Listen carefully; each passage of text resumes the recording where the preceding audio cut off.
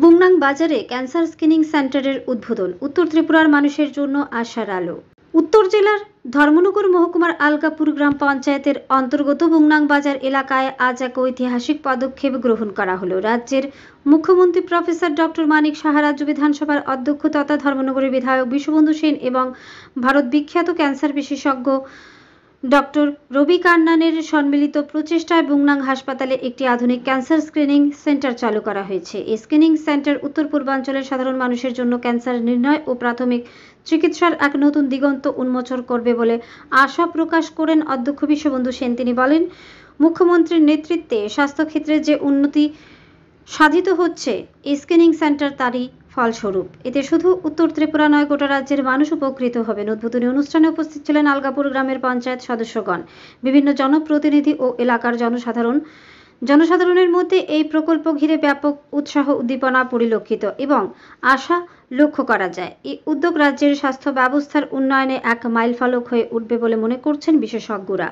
ধর্মনগর থেকে নিজস্ব প্রতিনিধির রিপোর্ট, আরই ধর্মনগর। 2.5-3 বছরের স্বপ্ন আজকে বাস্তবায়িত হলো।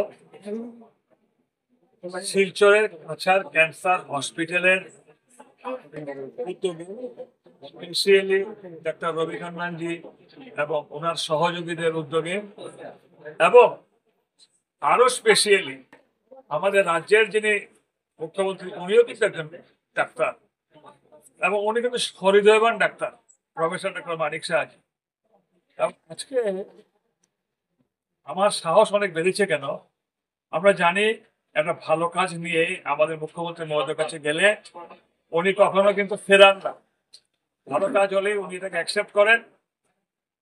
এই কাজটা কিভাবে ইমপ্লিমেন্ট হবে তার জন্য তিনি গুরুত্ব দিয়ে চিন্তা ভাবনা করেন। যখন ওনাকে প্রপোজালটা দিলাম মাননীয় মুখ্যমন্ত্রী মহোদয়কে, এরকম ওরা ক্যান্সার হসপিটাল করতে হবে, সঙ্গে সঙ্গে রাজি হয়ে উনি আলগাপুর গ্রামে 15 একর জায়গা দিলেন, 1 টাকা নজর রাখতে বৎসর। তারপর ডাক্তার কান্নান সাহেবের সঙ্গে যোগাযোগ, কাছাড় ক্যান্সার হসপিটাল কর্তৃপক্ষের সঙ্গে যোগাযোগ করে আজকে তার শুভ উদ্বোধন হচ্ছে।